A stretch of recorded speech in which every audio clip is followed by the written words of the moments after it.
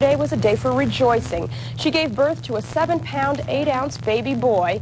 A family friend called the newborn a gift from heaven.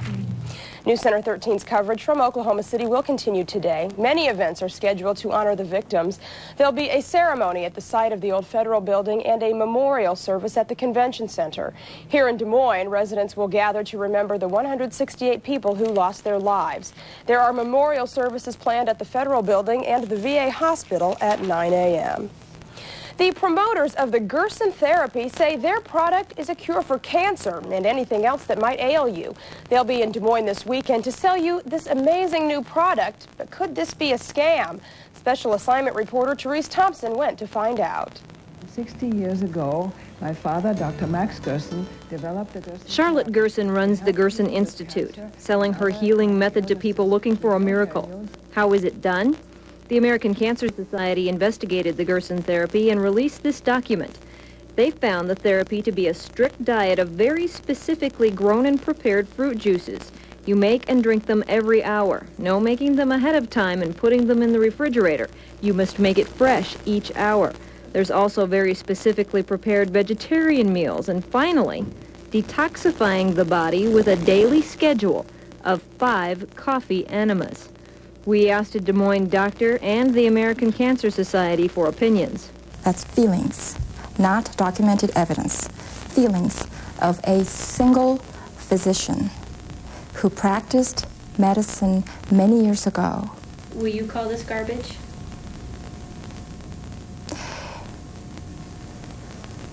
It would fall under the category of quackery.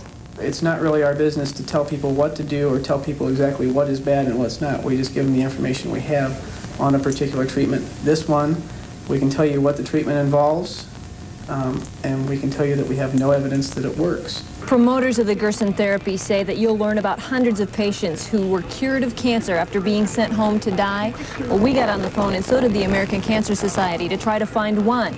And we learned a lot of records were lost in a fire. This Saturday, the Gerson Institute is holding a seminar at this Des Moines motel. You pay up front to find out how it works. Whatever you do that makes you feel good is fine. Just don't hurt yourself. That takes us back to the American Cancer Society document, which lists 2 deaths due to fluid and electrolyte imbalance caused by coffee enemas.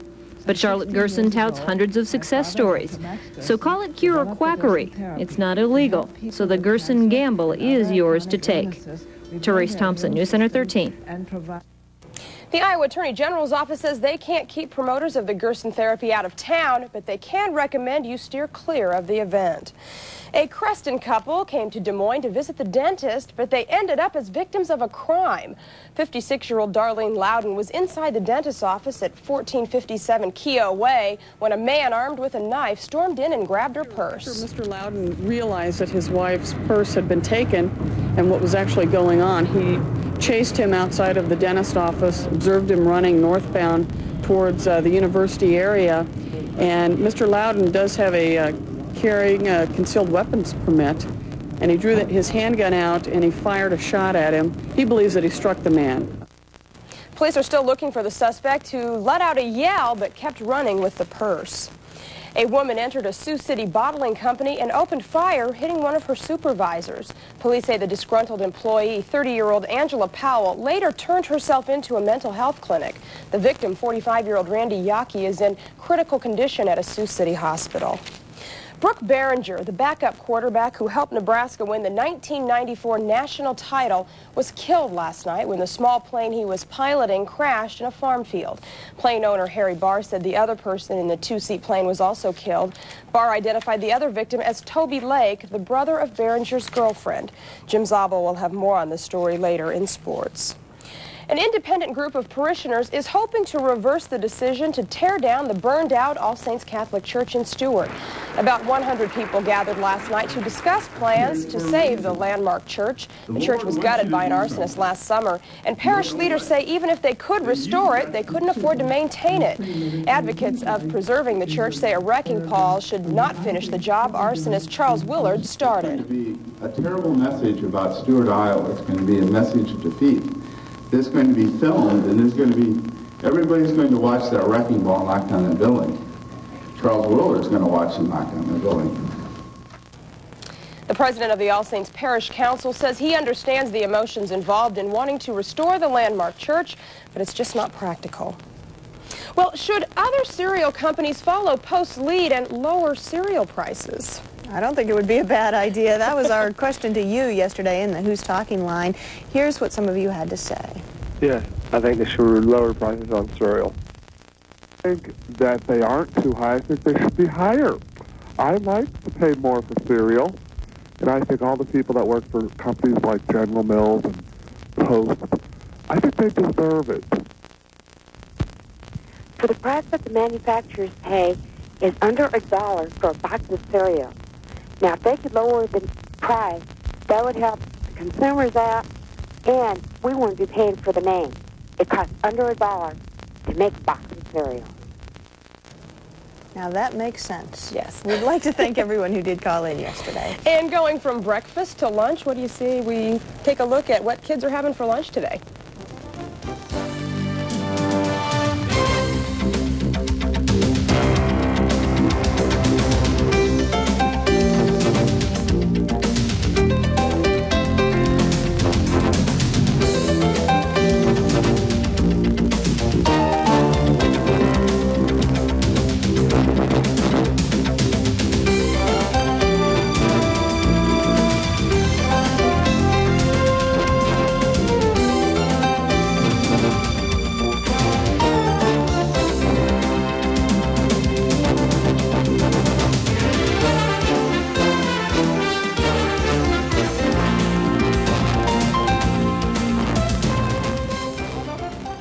Captain Jack is up and about today doing a check on the traffic. Well, I planned to be up, but I had to land. Well, actually, some low clouds came in the area. I didn't even take off because we had some very low clouds that moved in. But it doesn't look like there's a whole lot of rain in this particular batch right here anyway. Traffic in the Des Moines area is doing okay, though. Haven't found any problems so far. Now, they're going to start working on University from the fairgrounds area to 10 miles east, and at times it'll be down to one lane in that area. So just going to have to watch it. They're resuming on Highway 163 out there. Of course, speaking of 63, how about 63rd Street? Lots of construction still going on in that area, and that's causing some problems as well. So just a few little problems, but shouldn't be that bad. Notice how nice it is without Bob. Oh, we miss Bob when he's not here, don't we, Captain? Well, we do, but it sure is nice and quiet and peaceful, and nobody's slamming anybody. Did you notice that? It is quiet. Okay, that is for sure. Thanks, Captain. Still to come before 7 on Today in Iowa National Headlines. And I'll have the Doppler 13 weekend forecast, but first, a check on the weather almanac today.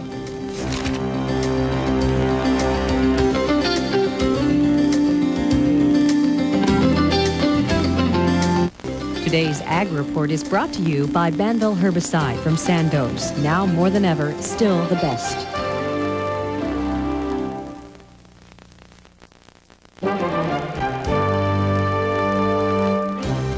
Pretty postcard picture overlooking downtown Des Moines on this Friday morning. It's finally Friday. You may want to grab your umbrella or raincoat as you head out the door. 6:42 and 51 degrees. In national headlines, diplomatic steps are being taken to ease reaction to yesterday's bombing of a UN refugee camp. The UN Security Council has approved a compromise call for an immediate ceasefire along Israel's border with Lebanon. The council rejected an Arab resolution condemning Israel. The move comes in the wake of the mistaken Israeli attack on a UN refugee camp killing 75 people.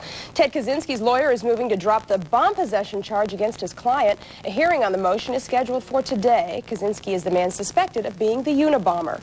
And FBI agents in Montana are refusing to comment on the first negotiations in 2 weeks with Freeman members. About 18 people remain holed up inside the compound. 10 face charges ranging from fraud to threatening a federal judge.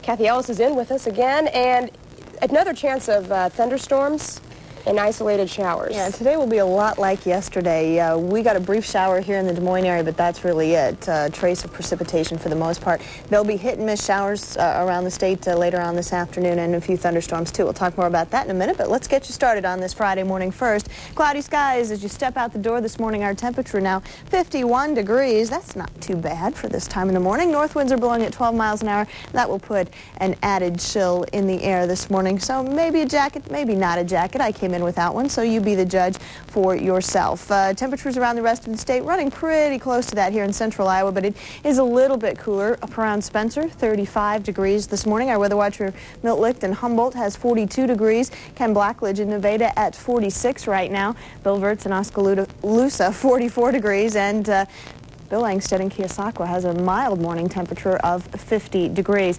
And check out these 50s, mid-50s here in southern portions of the state. That is a batch of warm air starting to move into the states with a storm system, and it is also pushing a few showers into the area as well. Our Doppler 13 radar showing you a few sprinkles, mainly right in the western portions of the state from just west of Carroll up to north of Sioux City and then back down to around the Omaha Council Bluffs area. Another batch of very light rain showers or just sprinkles too from the Des Moines area right on to the east along Interstate 80 and then off into the eastern portions of the state. And this is another batch of very light rain moving into the southern portions of the state too. All of this is moving northeast at about 40 miles per hour, so we could see a few sprinkles around here and there throughout the morning hours. Here is the satellite picture. You can see the band of cloud cover right across the state. Don't look for too much in the way of sunshine this morning.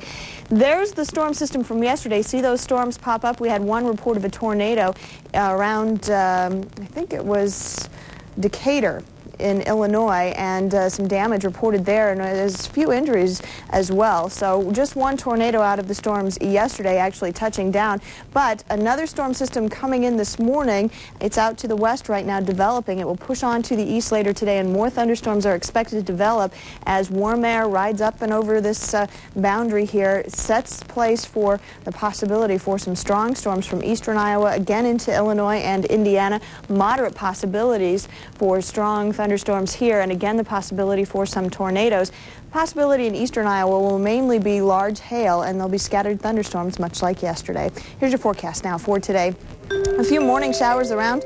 Otherwise, a high temperature of 75 degrees and scattered thunderstorms developing this afternoon, probably not until after 2 o'clock. Tonight, cloudy, a few lingering showers, an overnight low of 45. Your Doppler 13 7-day forecast looks ahead to the highlighted weekend. Mostly cloudy and 64 on Saturday. Mayor's Ride is tomorrow, so not a bad day for a bike ride. 59 on Sunday and partly cloudy. Most of next week looks dry at this point. All right. Thanks a lot, Kathy. In farm news, a new farm law may be hurting some already struggling farmers who depend on government financing. Many farmers have suddenly been denied loans because of the law. It bars the Agriculture Department from lending to producers who have had a federal farm loan forgiven or written off in the past. The USDA asked lawmakers to give farmers some grace period before cutting off loans, but Senate leaders refused to go along. We're going to tell you who's celebrating local birthdays when Today in Iowa returns. Plus, we also have a look at some of the new movies coming out this weekend. Jim Zabel will also be in with sports. Right now, we're going to take a peek outside, 51 degrees. Lots of clouds out there. We had a pretty sunrise about a half hour ago. The time is now 6:47. Today in Iowa, we'll be right back. Talk show host Ricky Lake returns to the big screen in one of 3 movies opening this weekend. Anna Hoven takes a look in this week's edition of Now Showing.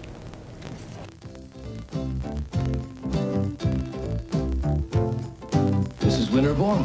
What? Listen to me, I'm not... Mrs. Winterbourne? No, there was another lady on the train, another pregnant lady. Did you know her?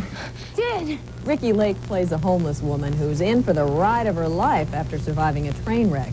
She's the victim of mistaken identity. Is this Patricia? Yeah, no. I'm your mother-in-law. Don't argue with me. I've already sent a car for you. Mrs. Winterbourne. No. Shirley MacLaine believes Lake is the widowed daughter-in-law she never met. She's hiding something.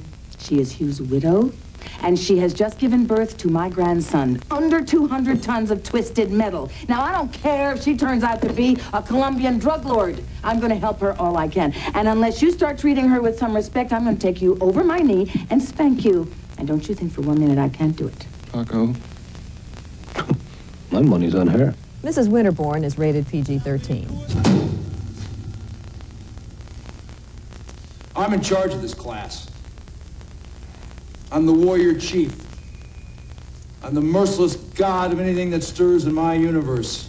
Tom Berenger is the substitute. He's a soldier of fortune who masquerades as a teacher in a tough Miami high school. He's out for revenge after his girlfriend, a teacher, is viciously assaulted. Oh, I can't tell you boys how much I've needed this. When we're done, I want you to say I'm sorry 100 times. No talking in the library. About time you boys started hitting the books. Now here's one, required reading, Catcher in the Rye.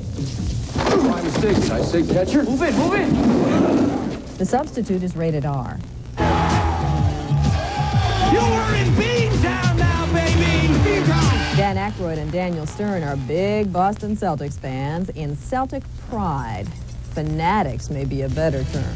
This is for my grandmother. This is for the state of Massachusetts, for Celtics, for Boston. Amen. Their beloved Celtics are in the NBA Finals against the Utah Jazz, whose top player is Damon Wayans. I'm on fire. The dynamic duo comes up with a plan. Well, we went over there and, got him messed up, completely wrecked, so he was too hungover to play well on Sunday. But their plan goes awry. Who's scratching the bed? We kidnapped him.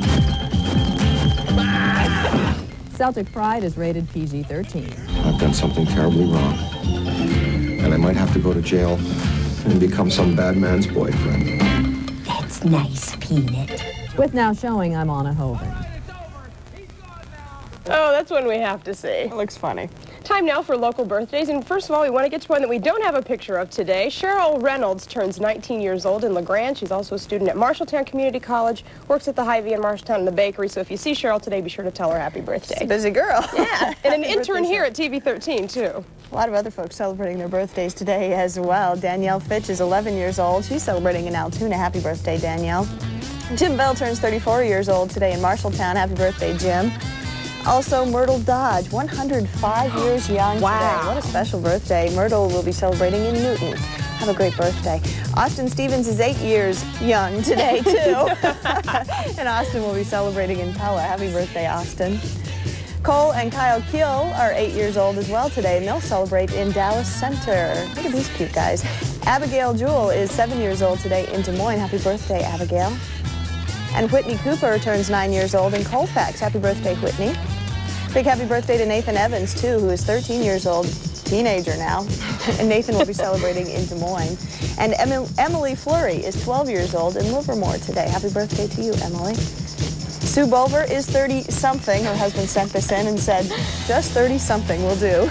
Happy birthday, Sue. She's celebrating in Ankeny. And Ben Nelson is 86 years young today in Adel. Happy birthday to you, Ben. Man, lots of people celebrating birthdays today. A lot of today. folks ready for birthday celebrations today. Well, we have a chance for a few rain showers. If you're having your birthday party outdoors, grab your umbrella. Put up the tent. A few rain showers and maybe even a couple of thunderstorms in the picture today. There's a possibility for a few strong storms, so we'll be around here in the Doppler 13 Weather Center to keep you updated through the day. It's time now for the morning sports wrap. Jim Zabel joins us from the Sports Center. Good morning, everyone. Sad news concerning former Nebraska quarterback Brooke Behringer. Behringer was killed when the plane he was piloting crashed in Raymond, Nebraska yesterday. Behringer served as a backup to Tommy Frazier last season, but played a key part in the Cornhuskers' first national championship 2 years ago. Behringer started 7 of the 12 games that season and shared quarterbacking duties in Nebraska's first title game. He was expected to be picked in this weekend's NFL draft. Behringer was an avid outdoorsman, often piloted the plane that he flew yesterday. His girlfriend's brother also died in that tragic crash. Well, once a year, Iowa and Iowa State try to play baseball at Sac-Taylor Stadium, though it seems Mother Nature would rather they didn't. Rain has drenched the game the last several years, but Cy was basking in the season last night. The season weather was very, very good. First inning, he had him dancing. Darren DeRue triples the right field corner to score 2. Cyclones led 2-0. They led 3-2 until Brian Mitchell crashes one over the luxury suites in left. A 3-run homer. Hawkeyes led 5-3. Iowa holds on to win that game last night at Sac-Taylor Stadium by a score of 6-5. And they both came out on top because they both beat the weather. Well, we got all the scores for you and some big ones on a roll. So we hope that you'll take a look at your favorite score, maybe the Chicago Cubs, who lead the league right now. This is Jim Zabel for Channel 13 Sports.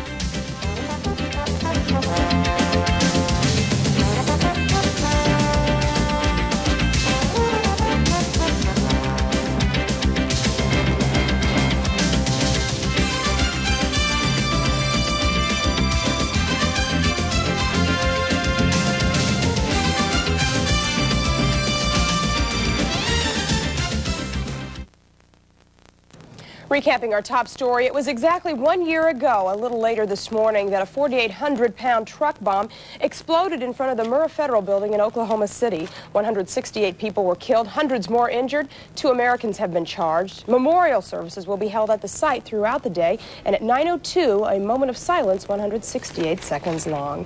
Kathy Ellis is back with a last check on the forecast. A few showers around this morning, mainly just sprinkles. And then later on today, a chance for more showers and thunderstorms.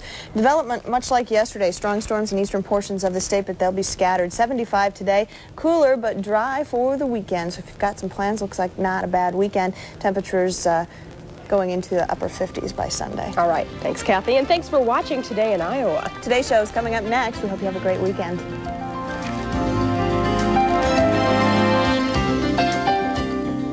Fashions and hairstyles by Yonkers. Find out what's happening this weekend. Watch Today in Iowa Saturday morning at 9. You're on WHO TV 13 Des Moines.